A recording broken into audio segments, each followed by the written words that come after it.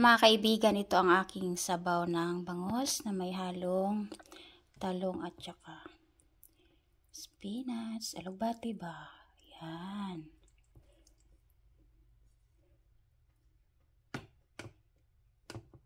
Yan, nakabili ako ng talong. Ang sarap ng aking sabaw, kainin habang mainit. At syempre, isang kalderong kanin. Yan tayo kanin. Diba? Hindi tayo mabuhay na walang kanin. Yan. Tapos sabaw natin. Ayan, okay na yan. Ulam na masarap. Masustansya pa kasi maraming gulay.